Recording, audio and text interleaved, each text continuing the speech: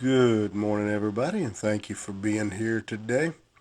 Hope you're getting ready for a great Thanksgiving. And if you want to follow along today, we'll be in the 19th chapter of Proverbs, starting in verse 15. And we're going to be talking about a section of Proverbs that really I don't think have a common theme, other than to say they're about self-discipline.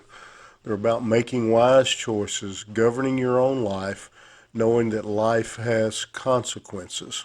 And we've talked about that. We've used that a number of times as we've come through Proverbs. I think that's one of the things Solomon is just stressing to his son is you're going to have a lot of decisions to make, son. Know that there are consequences to those decisions. And so beginning in verse 15, he says, slothfulness casteth into a deep sleep, but an idle soul shall suffer hunger. Son, if you choose to be lazy, you're going to be hungry. Again, a straight warning to his son about the importance of not being a lazy man, working, earning a living, providing for your family. He says, if you don't, he says it brings about, notice his slothfulness brings about hunger. Then verse 16, he goes to more of a spiritual statement when he says, he that keepeth the commandment keepeth his own soul, but he that despiseth his ways shall die.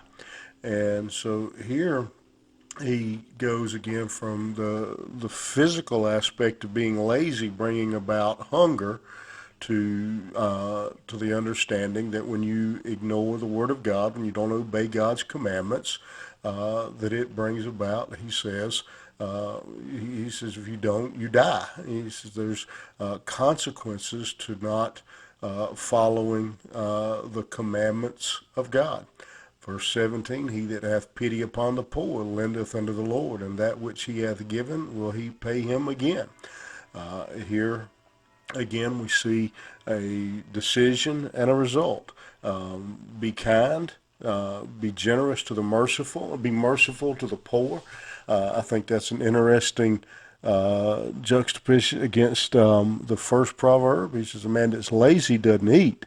But then he says here, someone who's poor, someone who's in need, you help them. There's a difference in the lazy who don't eat and the poor that he's talking about here, those that are unable to help themselves and to do for themselves. He says you help them, and when you do, he says God will pay you again. God will take care of the man who takes care of the poor. Chasten your son while there's hope. Let not thy soul spare for his crying. Discipline your children. Again, there's a choice to be made.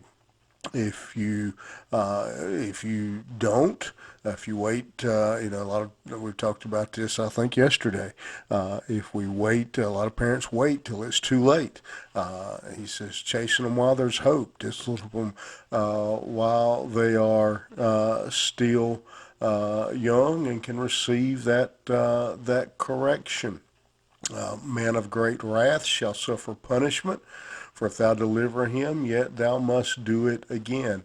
Another warning among many of be careful, beware of the short-tempered, the hot-tempered person. If you bail them out, you will end up having to do it again. Their temper will just repeatedly get them in trouble, and ultimately will probably drag you in as well. Hear counsel and receive instruction, that thou mayest be wise in thy latter end.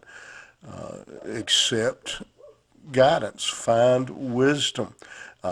Great counsel for us today, that no matter where we are in life, that we have someone who is giving us wisdom, someone who is pouring into our life wisdom.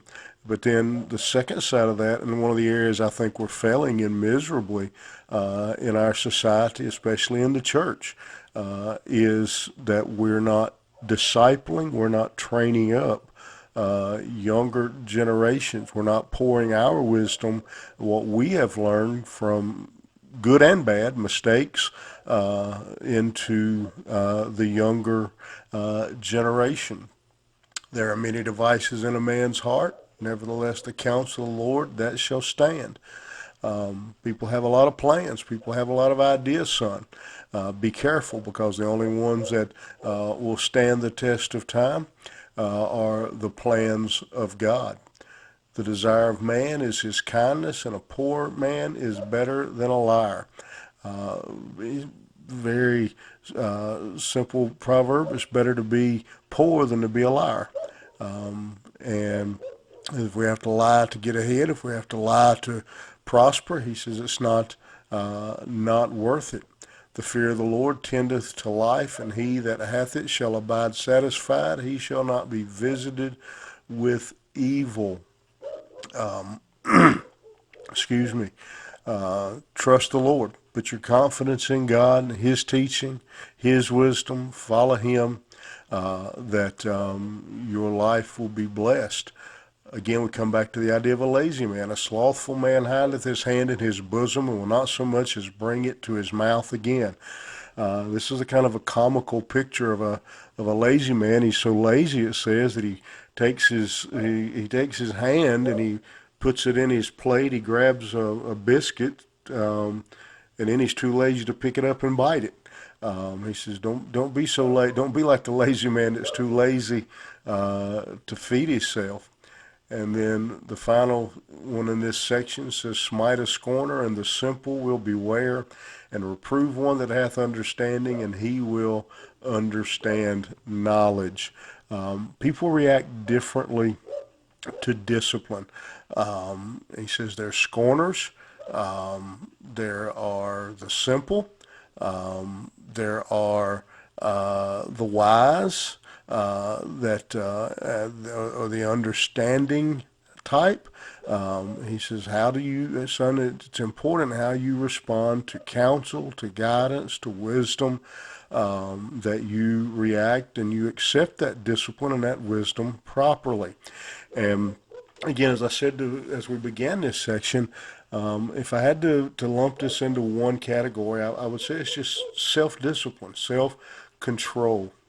That Solomon is saying, son, there's all kinds of areas in life where you're going to be making choices and decisions, and this is kind of again a common theme in Solomon's teachings, that you're going to have to be disciplined. You're going to have to be responsible. Again, we live, and what a desperate need in our society. You hear it all the time. Well, it's not my fault. It's not my fault. I didn't. Well, my mama did this when I was little. My daddy didn't do this when I was. No, Solomon says to his son, you are responsible for your actions and your decisions, and you will answer to God for those decisions. And that we are responsible, that we need to be disciplined in our life, that we need to govern our life carefully according to the Word of God, that we discipline our life, that we're responsible for our own choices. Something to think about today as you go through life, as you interact with people, as you have decisions to make, that we're all responsible, and we'll answer to God for the decisions we make. You have a great day, and we'll see you back here tomorrow morning.